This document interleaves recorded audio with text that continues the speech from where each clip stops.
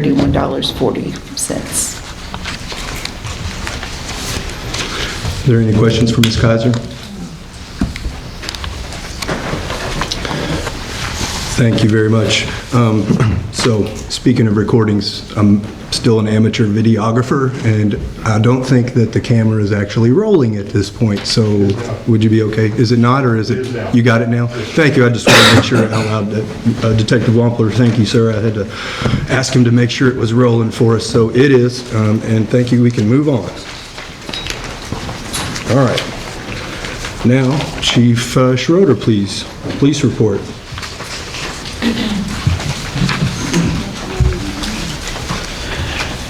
Good evening. Good evening. The report's been distributed to you all. I'm going to forego some of the normal statistical stuff I read to talk a little bit about a couple of things that have gone on in Linden. But overall, for the month of March, we were in Linden 80.8% of the time, and that brings the total to 81.3% for the year.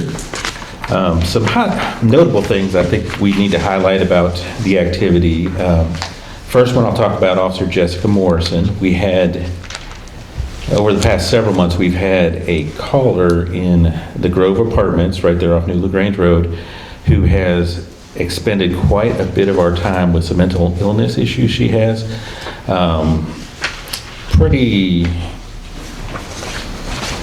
Pretty substantial from our standpoint, with just the amount of time she was taking up with our calls for service. She did not have any family, or does not have any family locally, so Officer Morrison took it upon herself to work with the court system to secure an order for treatment for her. It really is in the best interest of this woman, and it is in the best interest of the department. We haven't had any success using Metro's diversion program or anything like that.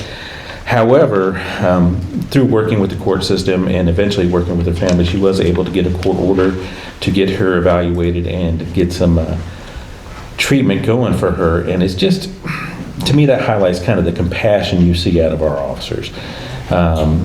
Officer Morrison is particularly good at it, but it's not unique to her. The rest of our officers are looking out for the best of people and the best in people and how to help them the best they can. So I'm really proud she took the time to do that and get this person the help that she needed. And hopefully our calls will decrease to help this person out. Second incident, I talked a little bit last month about a fatal collision which happened on North Hurstbourne Parkway at Ormsby Station. That investigation is continuing. I do anticipate at some point we will have some charges related to that accident, but at this point the investigation is ongoing. And I also mentioned on March 15th a shooting we had over on Vermissa Court off New LaGrange Road, where a person fired 15 rounds from an AR-15 rifle at somebody who was attempting to steal his vehicle. Officer Shannon Dobbs really led that investigation with assistance from Detective Wampler behind me. Turns out, at least from the information we have, that the subject just came out of his house and started shooting. There was no display of a weapon by the people he was shooting at. Unfortunately, his rounds entered into some of his neighbors' vehicles and apartments. So we did get with the county attorney's office and secured a warrant for wanton endangerment first and criminal mischief first degree.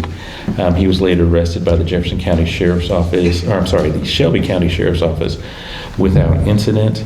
But it really was a lot of good work on Officer Dobbs' part, so I do want to highlight that and highlight some of the dangers that we see out here. She just did a really good job in the investigation and interviewing both the subject and the witnesses related to that incident.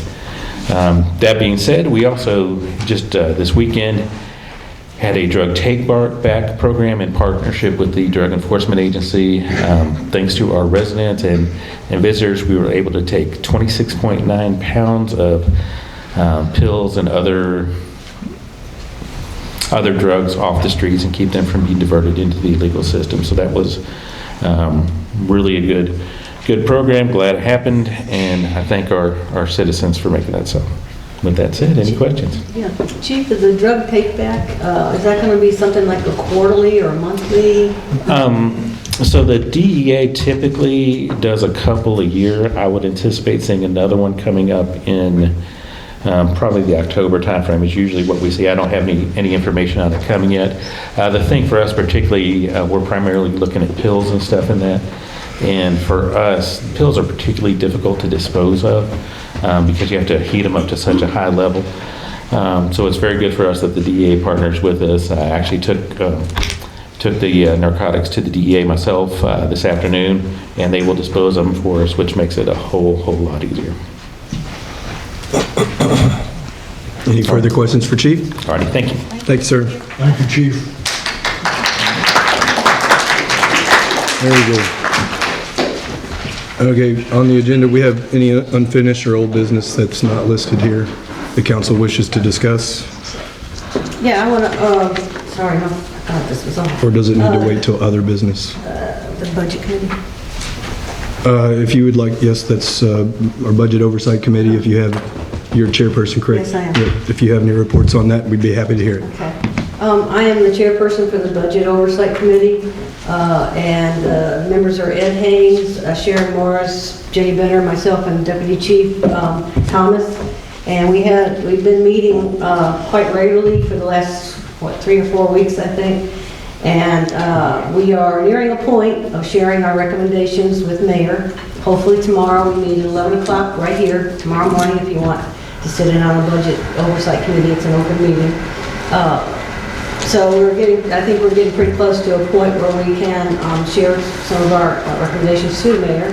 And then the Mayor then will go over what we have provided for him, and then we will meet with him probably in a couple of weeks and talk it out between the committee and the Mayor to come to an agreement on a budget draft.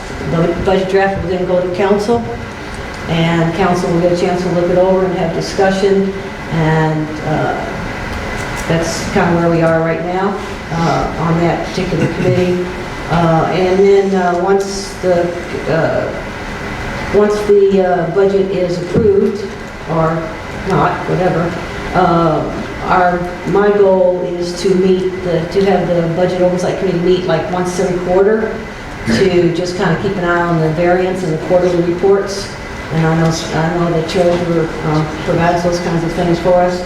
So that way we can continue to do our job that we've been asked to do, to be the Budget Oversight Committee. So that's it. Thank you very much. I appreciate that. Speaking of committee reports, and I don't mean to put you on the spot, Ms. Mary Corlett, but would you like to give a report regarding the Ethics Committee? I saw you here today. Welcome. Yeah. I'm sitting back there. We had an ethics meeting today. We also have had an ethics meeting last week, and we have an ethics meeting. Nope. Yes. Let me think about this. Last week, this week, the following week. Our next really big meeting is going to be on our code revisions, which is going to be on the 11th. So that's going to be the really fun one. Because we're going to be working through the code revisions that we've been working on for a long time. So just a little bit of an update. We kind of have this big, audacious goal of revising all of the ethics code. And we talked about that many months ago when I presented the last time. We are most of the way through, but now we're in the parts that are a little bit more substantive. The first part is all, of course, aspirational. What we think our ethics should be as a city, what we want our leaders to do. The back end part is, of course, what it looks like when those things don't happen. And so that's where we're really spending a lot of time. The goal of this committee remains making this language, I feel like I need to talk to you all too, making this language accessible and conversational so that it's easy for both people who are in the city of officials in the city of Linden and for the broader community to be able to interact with this code and understand what it means without having to look it up on the internet. Because of that, it takes a little bit more time. The other thing I'll also say is that as we're getting to the place where we're talking about conflicts and complaints, we are trying to put into the code more de-escalation things that are actually not currently in the code in our peer cities, and even the cities in Kentucky. This is stuff that is really brand new. Things like having negotiation conversations before moving into a full hearing. That in that way, right now our code currently goes straight into a hearing process, and that just does not serve either the complainant or the respondent, because it puts people in an adversarial tone before it ever tries to move back into a more generative way of working together. And so that's what we're doing right now. Then the next part that we'll be doing is also the role of the ethics committee and what we do there. I will take questions if you all have any questions. Any questions for Ms. Corlett? I think I asked that today when the document finally gets where you guys are comfortable with it and KLC is comfortable with it, then the city can then put in our request to be certified as a city of ethics? Yes, so here's the process. The process is going to be, we finish out what we have done. We've gotten half of it written and approved, and City Attorney John Singler has already looked through half of it. I'm waiting to get for a little bit more substance until the next step for him to look through. Finally, when it's finalized, we'll have John look at it. Then after John looks at it, we'll go over to KLC for them to look at it and say, ooh, this looks different. And we'll have to let them get used to language that's not what they've used to seeing. And they'll give us feedback on what their concerns are, and then we'll make those adjustments. Then we'll bring it before the council. And from there, we'll work with you all to make sure that it is responsive to what you all need as well. There'll be 2 hearings or 2 readings, and then it'll be passed. And then during those readings, we'll want to make sure that it still feels familiar and close to what you all had envisioned. But hopefully, what you're already hearing from me right now is what you all are envisioning. And if you have any concerns, please share those with us right now. Okay. Thank you. Thank you very much for your time and your efforts, and I know that the committee members and everything, you put in a lot of hours, and it's unpaid and it's volunteer time, so thank you for all committees. Well, our hope is that after we get this all done, that this committee won't see each other as often, or if we do see each other as often, it's more on a recreational reasons and not for any official means. Thank you. Thank you very much. Thank you. The questions and the comments from the audience, though, please hold those until the end. We'll have open floor, so thank you if you can stick around. Okay, we're going to move on the other agenda items then. We have ordinance 42726 before you. First reading for ad valorem tax ordinance for fiscal year 2026-27. Mr. Singler. All right, I want you to pull out first the tax rate calculation worksheet. I want to go over that real quick because that informs your ordinance. So every year, has everybody got that? Yes. So every year, by law, you have to go through this tax rate calculation. So you see there at the top of it, you have your tax rate for last year of 13 cents. And then it shows you what the value was of all property in Linden last year, $1,600 million, sorry. And then it shows you what the new assessments are, $1,900 million. So that's a significant increase. If you look at line 7, new property is taken out of that. The statute does not require you to be penalized for growth.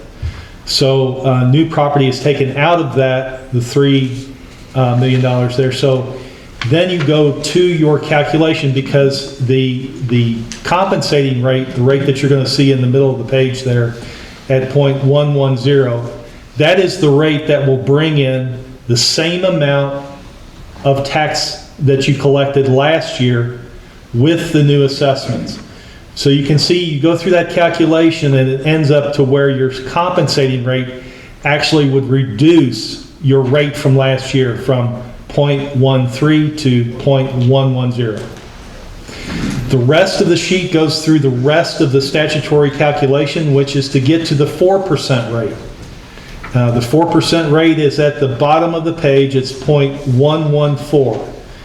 So the range that you have, that most cities will consider this the range, is from where you are right now, 0.13 to 0.114. If you go over 0.114, the public has an option to file a petition and try to recall that rate. That's unusual. It doesn't happen very often. But what the statute says is if you try to raise taxes over 4%, then the public has the opportunity to try to recall the rate by a petition. So before we get into this ordinance, I just wanted to point out that your current rate is 0.13, your compensating rate is 0.110, and then your 4% rate is 0.114. Now your ordinance that you have in front of you tonight simply continues the same rate that you had last year at 0.13. Make a comment before we entertain a motion for introduction, but I know everybody out there probably just got their postcards in the mail today or this weekend that as we spoke last time, you're all getting reassessed. And so I guess this is fitting. The tax rate discussion comes out, and we do have plenty of people in the audience, and I appreciate your attendance. This ordinance, I propose 13 cents, keeping it the same. We just got these calculations on Friday, so when we discussed at the caucus meeting last Monday, of course, I said we were going to follow through with that 13 cents per hundred. It had been 11 cents for quite some time, up until maybe about 5 or 6 years ago, and then we increased it by 1 penny for a couple of years, and then of course we started the occupational tax, and that occupational tax was to help fund our police department, and it was lowered to 0.75, and so we're still doing some refunds with that. And bear in mind, we do give a 10% discount to your property tax if you pay before August 1st, and so we could just anticipate more refunds and less with that discount rate and the refunds that we're going to end up giving for those that win their appeal for their assessment, that just to be careful on what you end up doing with this rate. So you can, before you motion for introduction, we can discuss if you want to change the rate, or if you want to keep it the same, because we have to figure that out for this first reading before we move on to the second reading and potentially have a public hearing for that addition. Yeah, what I would say is your next action item is a motion for introduction of ordinance 42726, and in that motion, state what rate you wish the ordinance to have. I mean, I would personally like to advocate for lowering it, and if we can make the same amount of money at 0.11, I would advocate for that. So we'll add that all of the services, including sanitation, with the gas prices and inflation. It's just one of those realities that if we don't keep up with that, then we're looking at significant increases in our next sanitation budget. It's already going to be 1.5% higher. That's triggered in our agreement already because the gas prices have gone, in their calculations, it's over $4 a gallon, so we're 1.5% more. Of course, gas does a lot for the operation of the city with police and with public works and what have you. And then all the contractors that we do deal with, so increase in pricing and possibly having to rebid some of these things and find less quality people that are going to keep, what we want to pay, but get a reduction in service. So it's unfortunate. I'm still recommending that we keep it. If not, there's no way. I don't think we can go back to 11 cents and then ever come back from that in the next couple of years. So my understanding is that if we keep it at the 0.13, this time next year, we can look and see what happened within this last year, because we do this every year. So we may keep it at the 0.13 this year, and then let's see what happens this year with gas and all the other stuff that's going on. It might be the best way. Not that I would love to lower everybody's tax rates right now with other assessments and everything, but we need to be realistic. And it's the appeals, because we could end up taking in the $1.9 million and then have several $100,000 that we've got to refund to folks, plus the discount. And obviously, please take advantage of that discount period. We've seen a lot of increase in that over the last several years, but still a lot of folks don't know. Our Linden tax bill is separate from your county tax bill, and it comes out in the 1st of July. So you have that first 30 days to pay and get that 10% discount. It is not the same timeline as your Jefferson County. So if you do have an escrow, just make sure, obviously, that they're taking advantage of that discount as well. And homestead exemption is a good point to bring up. If you're over the age of 65, which I think many of you know of because we've seen an increase in that as well, but definitely need to make that application with the PVA to take benefit from that. I think it's $45,000 or 49, I'm sorry. Yeah, 49. 49,100. So that just went up. That just went up. So if you haven't done so and you're over the age of 65, please sign up for that. But with all those things increasing in age and population in Linden, I mean, that revenue is going to continue to decline until we, have to maintain some level of that revenue moving forward. So, thank you for listening, but with that being said, we entertain a motion for introduction at whatever you like. Motion for introduction, ordinance number 42726 as it reads, .13. There's been a motion. Is there a second? I'll second. Thank you, Ms. Barto. Those in favor say aye. Aye. Any opposed? So you'll be notified of the next meeting, which is technically going to be a public hearing. I believe it is the second reading. Is that correct, that we have to? Yes. So that'll be next month. And the reason why we're doing this now before the budget or whatever else is because we have to keep on a timeline so that the bills can be printed by the Property Valuation Administration in time for them to get sealed and sent to everybody that needs them by the 1st of July. So second reading will be on the agenda for next month. Thank you very much. Okay, move on then to ordinance 42726A. This is a first reading related to fixing the compensation of elected officials. We'll have Mr. Singler give that reading. All right, everybody's got a copy of that in front of them. By summary, ordinance 42726A fixes the compensation of elected officials. This takes place and is effective with the new term, whoever gets elected in the new term, fixing the mayor at $7,500 a month or $90,000 a year, and council members at $600 a month or $7,200 a year. That's a first reading by summary. It's ready for a motion for introduction. Is there any discussion before that motion for introduction? Yeah, I do want to just address from the last meeting that my intent when I spoke about it was there were some assumptions that were not accurate. My intent was not to decrease the pay rates as we can see on this ordinance, and so I just want to share that, and I want that to be on the record. Well, thank you very much for that. I will say, when that proposal was introduced, I just openly assumed that it meant a pay cut because you offered no response or clarification at the time, and maybe I didn't give you the opportunity. So I apologize for that, but given the existing personal animosity I feel up here, and I'm sorry to say that, but the silence was telling, and it did strike a strong public discourse and support that I appreciate everybody in attendance tonight. But at the same time, thank you. I do enjoy what I do, and it is an election year, so it could be anybody's duty moving forward. But thank you, Ms. Bitter. Okay. I have a comment. Yeah. It piggybacks on what you had to say, that there was false information assumed. You know what happens when you assume. So there was false information assumed from, I don't know where the information came from. And so because that false information was out there, it created some more animosity within this board, this body. And it also caused some false social media posts. We all know that social media is good and it is very bad at times.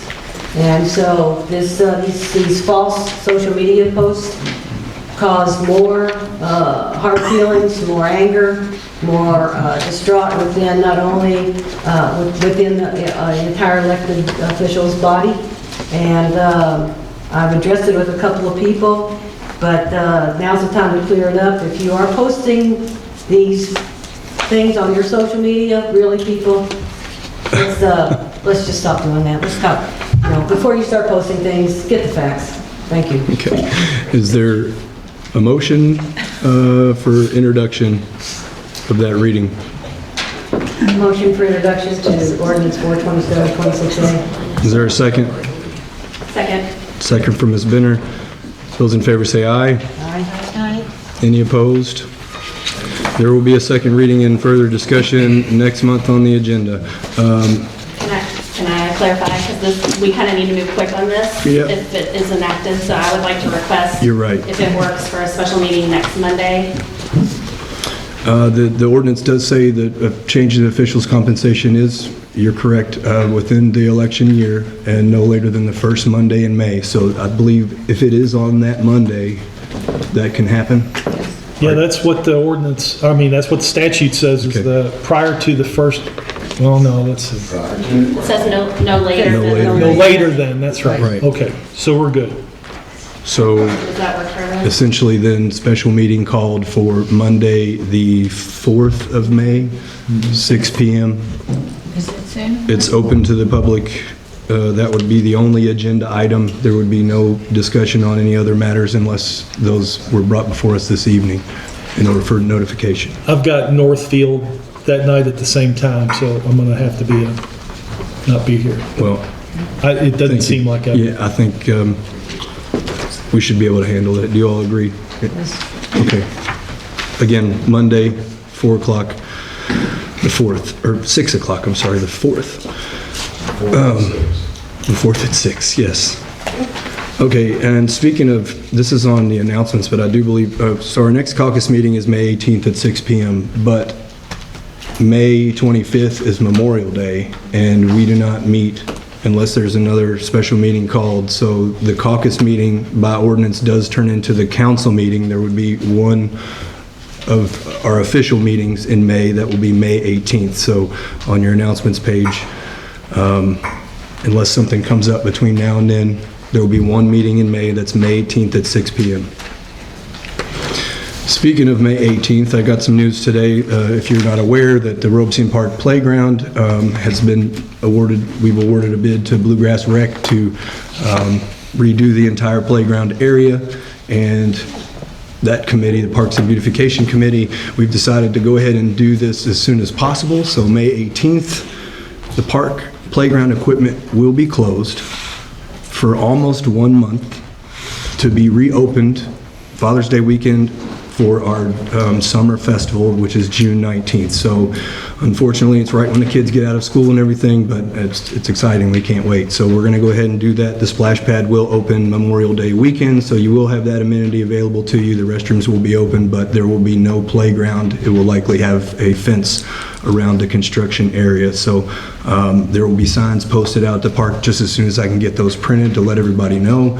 We're going to have a newsletter that's coming out to everybody's mailboxes talking about some of these things we've discussed tonight, as well as some of the renderings of that park project in that newsletter, which will let us know a little bit more about when the dates are of closure actually are happening. So with that, I do have a few other things that relate to other business. Recently, I was approached by a resident on a road called Millgate, which is off of Whips Mill Road, and if you go back into the old Whips Mill Gate subdivision, the city of Linden boundary bisects the streets of Wickham and Millgate. The residents, there's 15 households on Millgate. All 15 residents have signed a petition wishing to be incorporated into the city of Linden.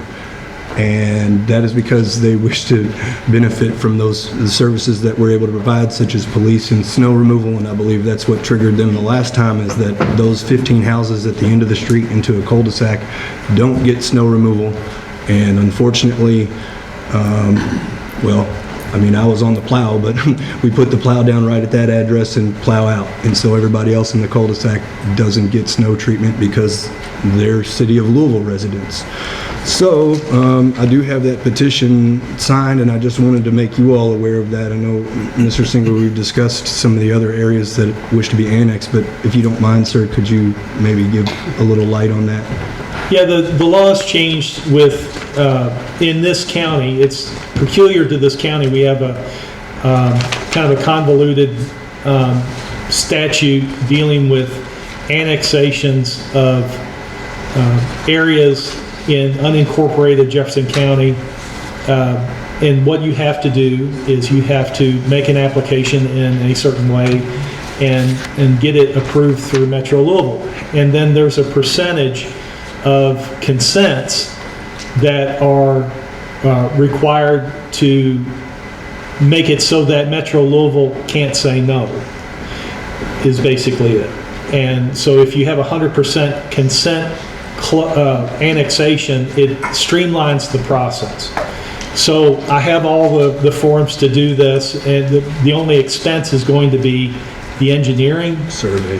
because you have to get that boundary change in a very particular way with a particular set of data, because that data has to go to the Secretary of State's office, which is actually the official boundary authority. And it has to be presented in a certain sort of a data set that they can add to their map. Once that gets done, then they inform the logic mapping system, and so our local maps here are updated. So it's about 60, maybe 90-day process, requires an ordinance, a survey, and an application to Metro Louisville, but it's not a big deal, and we can do it. It's just let me know. How many residents? There's 15 households, 15 addresses. Every one of these, I don't know how many residents total. I mean, assuming that there's 2 in each house, it's 30. I mean, but that's, obviously there's children and other things that aren't allowed to sign on this petition necessarily. But the other question is, would it behoove us or have somebody on Wickham go down and get the other 11 households on Wickham that are not part of Linden? So if you look at a map, it's a little easier to explain, but just to have that all done at one time. So I think by the next meeting we have, I'll work on that and then possibly have more information. If anybody's in the house tonight from Millgate by any chance? Okay, I invited her to come, but I just wanted to let you know of that. We can have more discussion next month, I think, when we get some more information. Thank you for that explanation. One other thing, I got some news from LG&E recently, and there's a couple things going on with this, but LG&E has a $400-some million project going on that's going to affect some Linden residents. And the streets that are going to be impacted, I'm just going to read off from here, is Whirlaway Drive, Gallant Fox Run Road, Stonewall Way, Old Mill Road, Mark Trail, Mill Race, Holly Springs Drive, and Holly Village Court. So they're going to take down the power lines that are on utility poles and put them underground in the front yard. Okay? That is, they're sending letters and they're knocking on doors right now. There's not really any right-of-way acquisition that they need, but they have to file some basic permits with us. I know that area has definitely experienced a lot more power outages than many others in the region. I'm not going to take any credit for that, but I think some of you have been making phone calls over the last several years, if not longer, about the issues with those power lines. So there's more information to come on that if you are a resident in those areas. But the other issue is, within that network, there is a property on Hunter Road that is a vacant property, and when that Whips Mill Village was developed back in the early 50s, they left it open for a park space. But if you look at it today, it's all trees and it's basically a sinkhole and a ravine, so it's not really good quality for a park. But that property it's not taxed, but it's still deeded to the Whips Mill Development Company. And LG&E kind of has an issue that they can't do any work or put any infrastructure on that site. And they promised me they weren't going to lose very many trees, if any. But I was hoping maybe get more explanation again from John this evening, is that how can the city take that property over and be the owners of that so LG&E can move forward with this project and not encountering any further delay? Is there a way we can petition somebody to get that changed? Well, it's not unusual to have an old development company own chunks of land within the city, and that development company to be long defunct. The example I would use is there's a whole lot of common areas in Douglas Hills that were platted by the various development companies, and then those development companies kind of went away over the years, and the city just started maintaining them as part of their common areas and parks and such. And so because of that, I was able to file a circuit court action to have that property changed by the county commissioner into the name of the city. And so that's the first thing I think of with this space. However, that's not a space that was ever part of been used as a park or anything like, it's just like a leftover. There's it's 9209 Hunter Road, but it's like, it could be 3 parcels. And again, like I said, I mean, it's kind of karst cartography, so to speak. It's a giant sinkhole and ravine in there. And it's never had any house on it. And it doesn't say that right there on Logix, but it's Wicks Mill Development Company, and they're certainly defunct. Yeah, I don't know whether that the process I used over in Douglas Hills is going to work for this, because it just seems like it's a leftover spot from the development company that's long defunct. But I need to look at it more carefully. But yeah. I guess the short answer is yes, there is possible that there would be a circuit court action that you could do, but it would take months and months and months. Well, I mean 6 or 8 or 10 months. So I don't know if that time frame's going to help you. Right. It may, but, and I'm just talking this out loud, that the lady from LG&E was just saying that LG&E's legal department kind of has an issue doing anything on a property that they can't identify an actual owner or have someone present. So we can have that discussion further. I just wanted to bring it to people's attention that there is that project that's coming, and I think we'll do some work on the side here to figure out how we can either acquire that property or at least alleviate LG&E's concerns, or possibly, get something in writing that says it's okay. But we'll move on from that. What else do I have? Well, we come to the time of other business from the council. Is there any other business with the council this evening? Streetscape update. Well, if you've come from the other side of the railroad tracks from LaGrange Road in the last couple of days, you notice the construction crews are back out on Linden Lane from their winter hiatus. So they are working. Expect delays.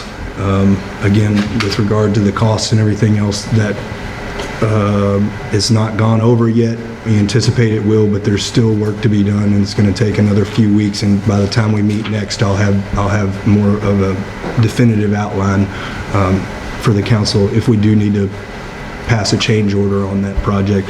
The lighting has been a nightmare. There has not been any lights on that one side of the street for months. I think that's finally going to work. And in fact, on your way home this evening, you might even see those lights working, because they were working on that again today. They had some issues, but hopefully we'll see the fruits of that at some point in the next couple of weeks when they're finished, and we can get back to some normalcy on Linden Lane without all those cones and construction, probably just to move it on somewhere else in the city. So that's just the way it goes. But thank you for your patience on that. I do appreciate it. Anybody else? I have something, I meant to bring it up last week, so I apologize, but I've gotten a couple of emails from residents near Bowen Elementary, specifically on Roosevelt Avenue, talking about traffic concerns and asking for some help. And I have a list here of some things they've asked: increased police presence, speed bumps, flashing school zone signs, painted crosswalks, asking for any of those to happen. And so I just want to present that. I don't know if that's something we can do or not. I can address some of those things, and since we have folks here, just with regard to speed humps, if you ever consider speed humps or think that you need them, we do have a process. You need to have at least 80% of the folks on the affected street to sign that petition to say that they're in favor of them. That technically triggers an engineer's review that does counting of cars and checking the speeds. And there's something about the 85th percentile that I think it's 85% of the vehicles have to be going 10 miles an hour over the speed limit, or something like that, 10 to 12 miles an hour over the speed limit to trigger speed humps. It's not likely that any of those criteria would be met on Roosevelt. However, I am aware, obviously, a lot of you folks have called us about speeding, and it is a concern, but especially when there's a school present. We recently, I think 4 years ago, made an effort. We put a three-way stop and a crosswalk in at the corner of Prospect and Roosevelt, just to have the ability for the children to cross the street safely. We could probably put the flashing signs up to let people know, but it's only for, you know, the times that they go and they get out of school, obviously. So police presence, I think, you know, we should be able to have somebody over there to kind of check that stop sign. I believe that's her concern.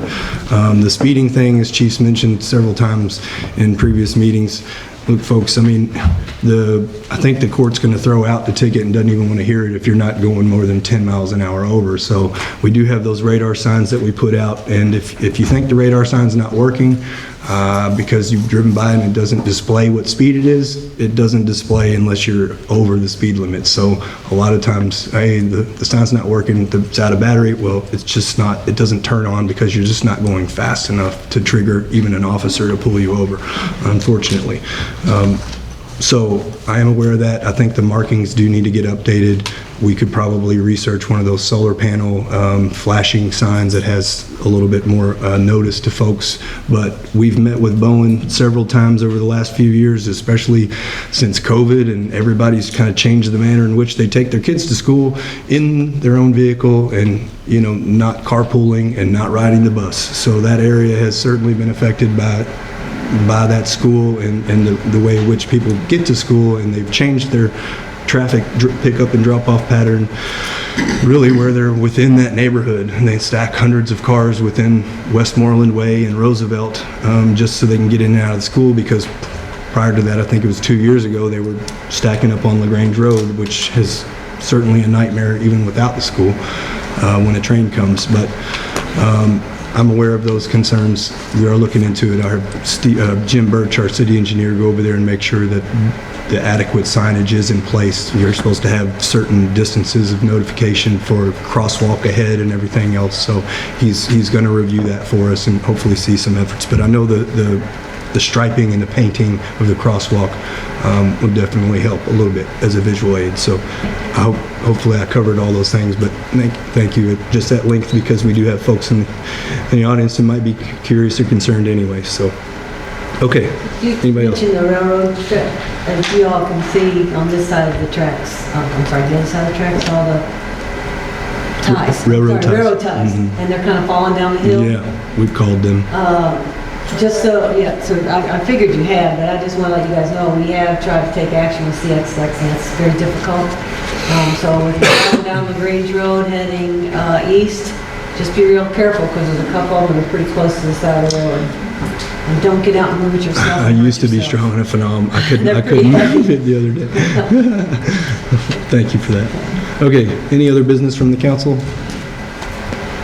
I'd like to go ahead and open the floor then, if you do wish to speak. If you hadn't signed in, please do so on your way out, but when you come up, state your name, where you live, and we're going to try to ask everybody to keep comments within 3 minutes, as it says on that sign-in sheet. So I don't really have an order, but Mr. Gillespie first to stand up. Come right up, sir. I only have two things. One of the things I'd like y'all to consider to work on is these yard signs that people put out. I'm sort of tired of looking at the one over at the Y that says, "We hang Christmas lights." I missed that one, but yeah. Or the ones down here at Shelbyville Road and Hurstbourne, "We pick up leaves." You know, it makes our city look trashy. I talk to people out in Valley Station, they got the same problem. They go around try to get rid of them. The other thing is, I appreciate the YouTube. I couldn't make it last week, so I watched the YouTube video. The man from Dean Dorton stood up here and talked about the audit and said that our previous auditor was fine. He couldn't find no fault with that gentleman. Now my question is this: how much are we paying Dean Dorton? They're going to do our audit now, right? So how much are they going to get? How much is their fee? $45,000. Okay. What was the gentleman before getting? $12,000. $12,000 and $45,000. I heard people last year talk about fiscal responsibility, and it's not there when you do that, okay? Everybody can figure that one out pretty, everybody in this audience figures that out real quick. You know, that gentleman, I don't know how many years he did our audits. Three, four, whatever. He was doing a good job. The Dean Dorton guy said so. So, you know, I was wondering, why is Miss Stanley's name not up now? Didn't notice. I thought we might just Oh, leave it up there. shrink the number of people. Now, same way with money. Okay, we got an ordinance up now to spend more money, right? $90,600 a month, and then $600. So what is being spent now? What is the fee, whatever you get, your stipend a month for council people, the mayor's salary? That's what people would like to know. Yeah. Then you're going to put some more money up. It still hasn't passed. No, it hasn't I was gonna say passed, but that's what they're requesting. So what is it now? Well, right now, they're at 395, and I'm at 82. Okay, And that's- we talked about that before, that I was. Yes, I understand that. I had no problem with it yet. And then, on the website, it said something with the ethics committee trying to hire a lawyer, taking that up for 200 hours of work. Is that out there? There is a request for proposals from the Ethics Committee for hiring counsel. If you'd like me to. Ms. Scarlett, I can answer that. you can, go right ahead. You can stand right The answer there. is that the request for proposal was due on Friday, and we did receive three really strong candidates that we are going to be interviewing next week. And because of our code, all of the information around I can only state that there is an existence of a complaint, and that is as far as I can say, and we are going to be hiring outside counsel to help in that process, but I cannot say. Okay. Diverge. You're hiring outside counsel for 200 hours of work. 50,000. 60 dollars. This is a part of. I got a lawyer under $300 and everything. Some cover lawyers too. So the answer to your question about why we're hiring outside counsel? Yeah. Okay, that answer is, this is exactly what we told, when we had our very first meeting, and we sat down with the mayor and the city attorney, this is the exact process that we talked about, and we're following it. We cannot hire, we have to hire an outside attorney to counsel us, because it's a conflict of interest for them to. Right, that's what I understand.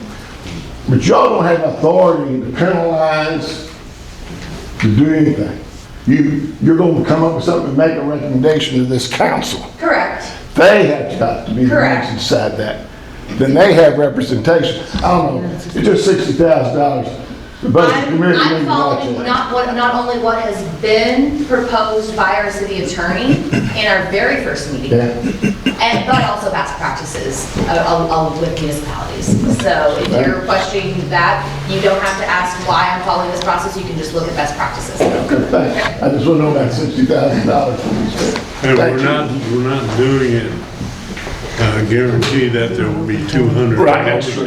How many hours a Point of week? All right, hold on. Point of order. Point of order is called, Mr. Gillespie. Thank you. Continue on here. Thank you, sir. Appreciate that. All right. Sharon Morris. I want to continue on that. I've done some research, and a lot of communities have an ethics community that handles 3 or 4 different cities. So it would be a member of City of Linden, member of St. Matthews, a member of Douglas Hills, and they help each other and split that cost. They have one best practice between all of those cities, not each one hiring an attorney. Have we considered that? That has never been a model that has ever been proposed to me, or this is the very first time I've heard it, honestly. So what I will say to that matter is that this body that has been empowered by the city council is doing work that is what I would say beyond what a normal ethics committee does. We are revising our entire code. I hope that that our peer cities will look at the code that we are creating and want to be a part of that, and maybe they'll want to be able to interact with that. But I do not want us to go backwards and try to follow a code that another city has in place, because that would actually be not for momentum, but us taking a step backwards and not doing something that's responsive to the city of Linden's needs. I believe, and I can be real wrong on this, I believe that the only authority you as a committee have is if something is found to be, what do I want to say? Unethical, there's a big word, that you do not, that would have to go to a court system. You do not have the authority to They make recommendations out if they would find an ethics violation. They would have the ability to make recommendations out either to this body, to the council, or to prosecution, or what have you. Attorney General, yes. But yes, they're a recommending body only. But you also, just to point out that when you're asking about an outside counsel, sharing the cost of an outside counsel, our counsel of record is John Zingler. I get that, but you're asking the citizens to pay another $50,000 for $60,000. I don't remember what you're asking, but I will say this. When I was asked about the budget for this, I was told not to worry about the expense. Yes, absolutely. In fact, I said that. And that is exactly what our city attorney said. I said that because the ethics committee is an independent body, and as far as I'm concerned, the ethics committee should have the attorney that it needs.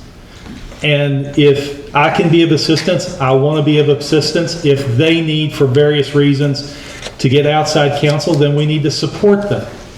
And we need to support them in their role, and whatever it costs, it costs. All I'll say is the first ethics complaint Right. came to the city. Well, Pardon? she's still continuing with, I'm gonna let her stand, just to No, complete the all I'm thought. going to say is that the first time the ethics committee, the first complaint they handled, they did a wonderful job. I was involved, so I can say that. They were professional, they listened, they heard, and it all worked out. Now, what she was talking about, maybe having a better way to get to that point than sitting across the table asking each other questions like we're in a Judge Judy,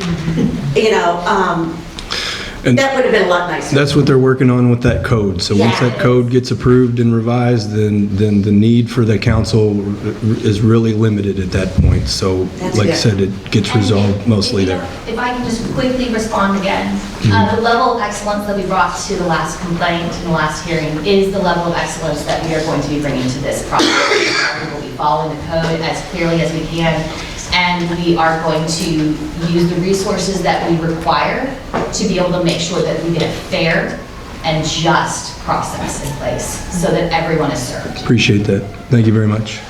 It's been 5 minutes, but we'll move on to the next one, please. Anybody else? Michelle. You have a hand up? Okay. Ms. Davis?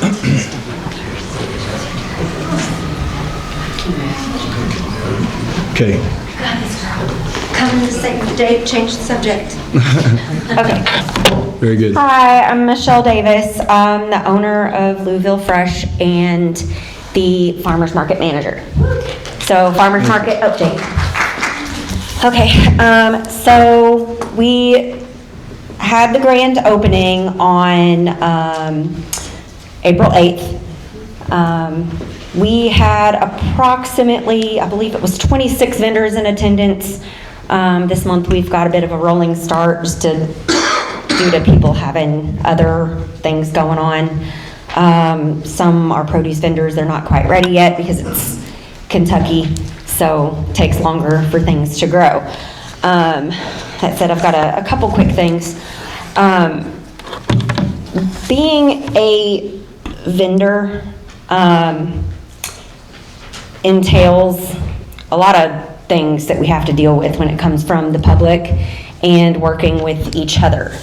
I can say that we are very blessed in the city of Linden and at Robeson Park in general to have an amazing group of, we are now at a total of just under 45 total vendors that will be joining us. And that is not including the special guests that I have in place for all of these weekly events. So you will probably see an upwards of 100 total vendors, different businesses, different state agencies coming in, things of that nature.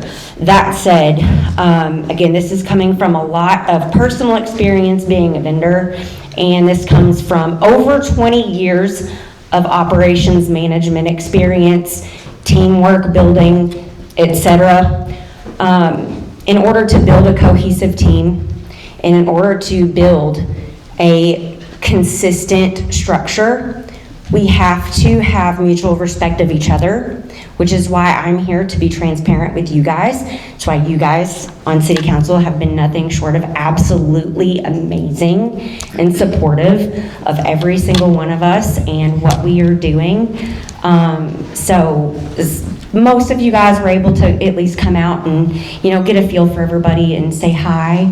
And just the feedback that I was given from my vendors alone in regards to you guys is second to none. So I want to make sure that if you guys didn't hear it from them, that you're hearing it from me who speaks for them, how much we appreciate and we love the fact that you guys support us the way that we do. That said, one of the other dynamics, because you're dealing with a group of people, and you're dealing with a lot of people, for vendors and the general public alike. So we have a common goal as a group of vendors. And again, I'm speaking in regards to over 20 years of combined experience. When I say this is going to be very weighted. We do not want any animosity, we don't want any drama, and we don't want partisan politics there, period. When that happens, we are a group of businesses that are there to represent our businesses, our personal names, and when you introduce any type of drama, perceived or otherwise, we won't have a market because they will all leave.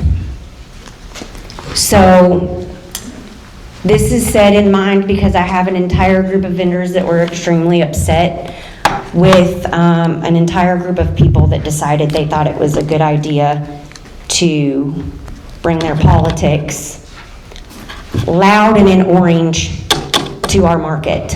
And I'll just leave it at that. I had over a dozen vendors come to me that they were very concerned because they know what happens firsthand, and they have left markets because of that.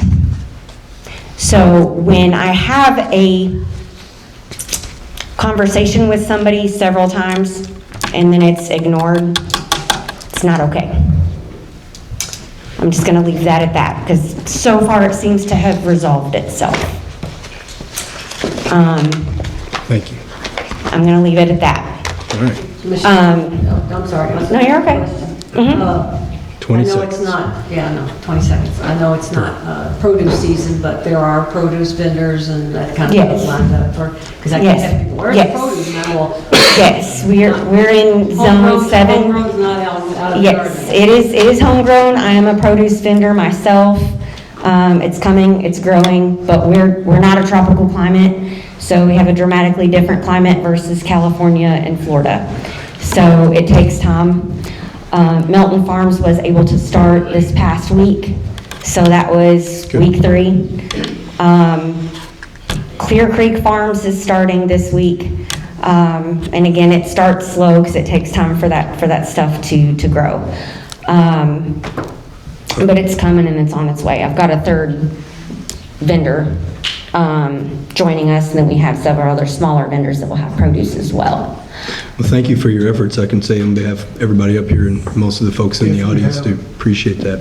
Yes, sir, Jim? If you have a disorderly person, can you ask them to leave then? I'm fairly certain that I can. I'll be working with Chief. If we need to review the lease and make some changes in that lease agreement with the city, then we will do that. But ultimately, I stand by my vendors, and I will protect my vendors, and I will protect myself and my personal business, and I will protect my name with this market as well as the city of Linden. Thank you. That said, we're trying to create a sense of community, and we cannot do that if there is one person that's self-absorbed instead of community-minded. And that includes my vendors. They've been told, if you're gonna behave that way, then this market's not a good fit for you, because I'm not gonna stand by it. And ultimately, I have that say-so. Got a call time. Quick question. Yes, Do you have ma'am. an estimate on how many attendees have been? Opening night, we had upwards of 500 people, opening night. Second week, we had, my best guess is 300 to 350. Last week, we saw somewhere between 350 and 450. So we have a very, very significant crowd.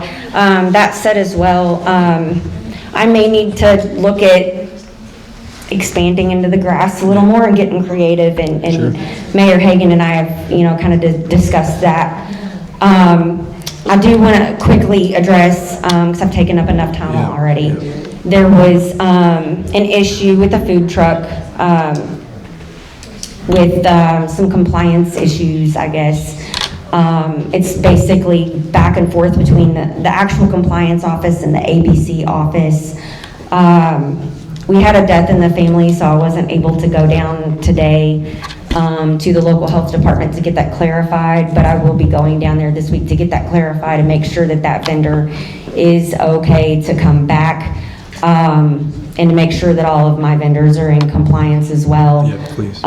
Because when I asked ABC, to be blunt, the story continually changed, and when they said that they suspected that the vendor was missing some paperwork, I bluntly asked them, well, what paperwork are they missing? Because I need to make sure that my other vendors have it, because then I'm not aware of any paperwork that they would be missing, and they had no answer for me. We'll work on that. So, yes. Thank you. I'm going to make sure to get that clarified, and we'll move forward. Thank you, So, Michelle. yes. Appreciate that. Yep. All right. Y'all have a good night. Thank you. We're going to move on. We had a few minutes over. Yes, ma'am. Hi, I'm Earlene Grice Owens, and I wanted to again thank the council and talk a little bit about the activity of the committees that have been established. And again, don't want to miss an opportunity to thank you all for that engagement of the community, as we're seeing here tonight. A lot of good is coming out of that. The budget committee establishment, the Parks and Rec committee, and the things that have come out of that.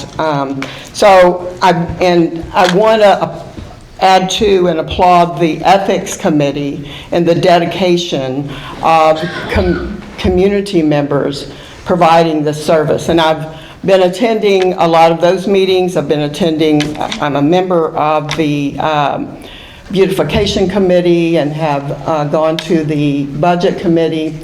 And the work of the council members and their investment, so I certainly applaud and support the investment in raising that amount of, that pittance of what they get on a monthly basis. Larry and I, when we first started getting involved about a year and a half ago, were just astounded at how little the council members get paid. That barely pays for their mileage here, probably. So I want to applaud that and support that, and remind folks, as was mentioned earlier, that all of these committees are open to the public.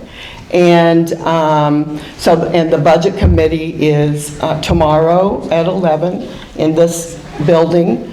And there's some input that has come forth tonight that I hope will be considered by that committee. I also want to remind folks that the committee for the Parks and Recreation is meeting this Wednesday at 4:30 at Romara Place, and we would welcome your input, especially if you're connected with Romara Place or know of folks connected with Romara Place. And Linda and I are both on the committee. One of the things, I can't remember if you were at the last meeting or not, but yes, right. We've been in so many meetings.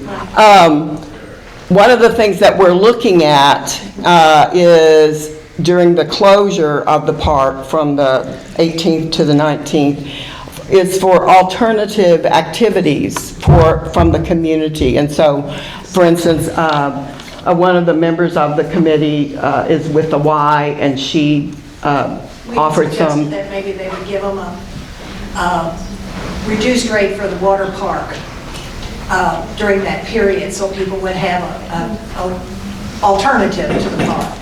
So we're looking at, and I'm plan to talk with the library, is waiting on some specific dates to talk with the other community partners. So I want to ask if you, there's a lot of folks here tonight, if you have any suggestions or any connections or ideas. That's a long time for our park to be closed, especially during right when the summer hours are starting. So if you have any ideas or connections, talk with Linda or I about how we might be able to connect with them. Vicki Stanley is the chairperson, and she would be probably the most appropriate person to go to, but I'm certainly open to taking any questions. Right, and if I know that Vicki has some things going on, but wanted to mention that, and thank you, and have a good evening. Anybody else that wish to speak? You can give it. Yes, sir. Andy Benner, I just have a quick clarification on the property value thing. Yeah. I know we were just, I'm not worried about numbers. I don't really care what the total's going to be. Mm-hmm. I just know you mentioned that it's currently at .130 or 13 cents. Mm-hmm. That to have the same rate, we would go to 11 cents, and it would bring in the same amount of money. And that without having some kind of special thing, we could go to 11 or 114. Mm-hmm. And that would be the reason that would be allowed, because it would only be a 4% increase. Mm-hmm. Does that mean that if we stay at 13, that it would actually be a 20% increase? Because if .110 would bring in the same money, and .114 is a 4%, then if we were going up from 11 to 13, would be a 20%, correct? If .114 represents a 4%, to go up another 16, right? .114 to .130. I'm not sure on the total math on that, but keeping the let's just do 114 from keeping the same rate as keeping the same rate that you have last year is going to raise more money. Right. Right. How much more it's? Well, I thought you said it was it would. I'm just going by what you said about how .114 would be a 4% increase. That's correct. Yeah. Okay. So how that's calculated is that's calculated on, you take the total valuation in the city, and then you multiply the rate to it, and it comes up with a total amount to be raised. Okay. Okay. And then the 4% is 4% more than that. Right. So the comparison is, all right, so we had 13 cents last year for 2025 under a different assessment. And so that came up with a number, and I think that number was, let me see here. It was $2,093,728. Okay. So then with the 4% rate, then that would be 4% in addition to that. So that's how that percentage is calculated. It's not based on a comparison of the percentages. Right, so what would be the comparison? So if The comparison is just what I said. Right. Which would be that you I understand. compare the actual tax dollars Right. raised. So if the equivalent for this year would mean 11 cents and we keep it at 13, how much more money is that? About $300,000 or $400,000, I believe it is. So 20%. But also what I wanted to that's all. caution everybody with. I understand. I just wanted to clarify that. That's all. That's Understood. everything. Well, it We wouldn't can be stay at 20, 13 it's cents. not 20% because 20% of $2,093,000. It's 400,000. Well, yeah, you could be right. Okay, thank you. Yeah. Good point, Mr. Benner, thank you. It's just the concern over how many people, how much refund we have to do that essentially end up losing money if you kept the same rate. And that's why Ms. Ricketts was, let's see what happens first. And hopefully we can, the occupational tax, like I said, was supposed to make up for it. To piggyback on that though, I understand what he's saying. That means that we would essentially be raising more. Is that where we would have to have a public hearing? That's correct. We've done that several times to continue our rate. So when? In fact, every year. Well, we only have one meeting in May, so it'd be the 18th. The 18th. So that's a public hearing too, not Yes. just a special meeting? Yeah, Okay. that's what we said. Yeah. Okay, thank you for that. I think we're gonna beat the storms. Technically, they might say a little north of us, but I was hoping that we wouldn't be stuck in those. But if anybody else has anything else, let us know. Otherwise, entertain a motion to it. You have more people to speak? Yes, ma'am. Just one Okay, quick we're good. question. No rush, thank you. Dana Isbell, Autumn Ridge. I just want to know, are the ethics complaints allowed to be publicly posted? After they hear it, right? They are. While the ethics committee is working on them before they're completed, everything is confidential. Afterwards, they could be accessed through open records request. And the hearing is public, correct? Well, it is unless they go into executive session, Right. which almost certainly they would go into executive session.